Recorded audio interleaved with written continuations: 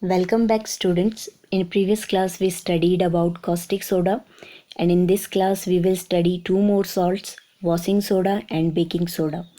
So let's begin the class with this washing soda.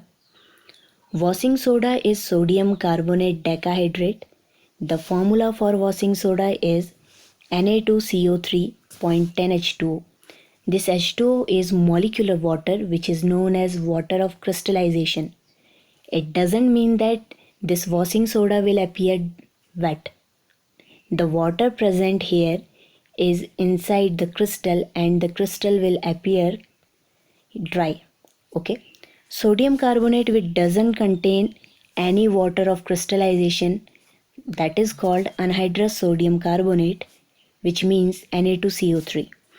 Anhydrous sodium carbonate is commonly known as soda ash. Now students, we will see how we can produce washing soda. The production of washing soda can be done in 3 steps. The very first step is a cold and concentrated solution of sodium chloride, which is brine, is reacted with ammonia and carbon dioxide to obtain sodium hydrogen carbonate. Here you can see the chemical reaction for it. NaCl and water. The solution of NaCl and water, it is called brine. When reacts with NH3 ammonia and CO2 carbon dioxide, then it forms sodium hydrogen carbonate and ammonium chloride.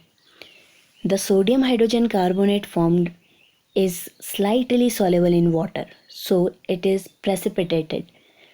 Now sodium hydrogen carbonate is separated by filtration, dried and heated. On heating, sodium hydrogen carbonate decomposes to form sodium carbonate. Here you can see the chemical reaction for that. Your sodium hydrogen carbonate on heating forms sodium carbonate, the soda ash, carbon dioxide and water. The anhydrous sodium carbonate obtained here is called soda ash, as I previously stated. Anhydrous sodium carbonate, which means your soda ash, is dissolved in water and recrystallized to get washing soda and the 10 molecule of water attached to the crystal. Now you can see the chemical reaction here. Your anhydrous sodium carbonate is combining with water to form washing soda. So these were the three steps, and this is the process of formation of your washing soda. Now students, we will see the uses of washing soda in our daily life. Sodium carbonate decahydrate, which means washing soda, is used as cleaning agent for domestic purpose like washing clothes. In fact, sodium carbonate decahydrate is a component of many dry soap powders. Second thing, it is used for removing permanent hardness of water. It is used in manufacturing of glass, soap and paper. One more, it is used in manufacturing of sodium compounds such as borax. Okay, that was about the washing soda. Now we will look on baking soda. The chemical name of baking soda is sodium hydrogen carbonate. The formula for baking soda will be NaHCO3.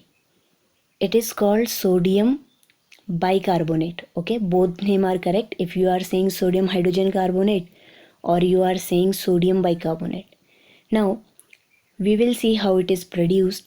So the production of sodium hydrogen carbonate on large scale is done by reacting cold and concentrated solution of sodium chloride, which is brine, with ammonia and carbon dioxide. This reaction is not new to us, as we have seen this reaction earlier. Here you can see NaCl combining with ammonia, okay, in presence of water and CO2 to form sodium hydrogen carbonate and ammonium chloride. And this sodium hydrogen carbonate is our baking soda. So now students, let's understand the properties of sodium hydrogen carbonate, which means baking soda. Baking soda consists of white crystals which are sparingly soluble in water. Sparingly soluble means hardly soluble. Baking soda is mild, non-corrosive base. The solution of baking soda in water is mildly alkaline. Now, action of heat. When solid sodium hydrogen carbonate or its solution is heated, then it decomposes to give sodium carbonate with the evolution of carbon dioxide gas. Here you can see the chemical reaction for that. Your sodium hydrogen carbonate on heating is giving you Na2CO3, CO2 and some water.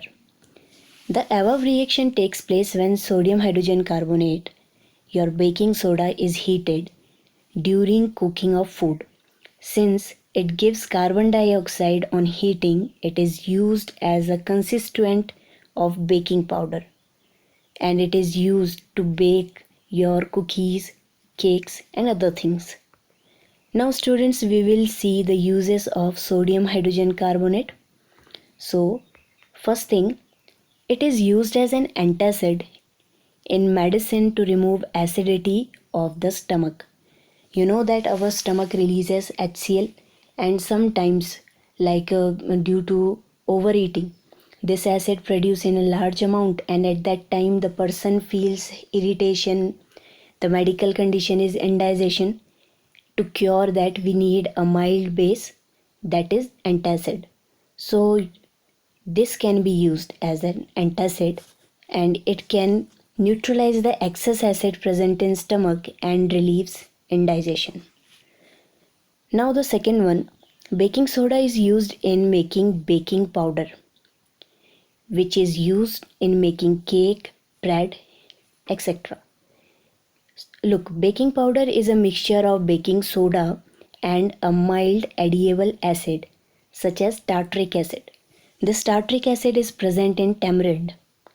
When baking powder mixes with water, which is present in your dough which you have prepared for cake or bread, then this sodium hydrogen carbonate reacts with tartaric acid to evolve carbon dioxide gas. Now you can see the chemical reaction.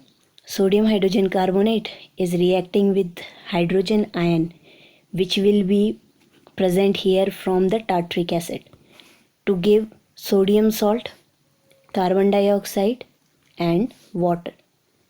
If only sodium hydrogen carbonate, which means baking soda, is used for making cake or bread, then the product sodium carbonate will form. And students, this sodium carbonate will make your cake bitter.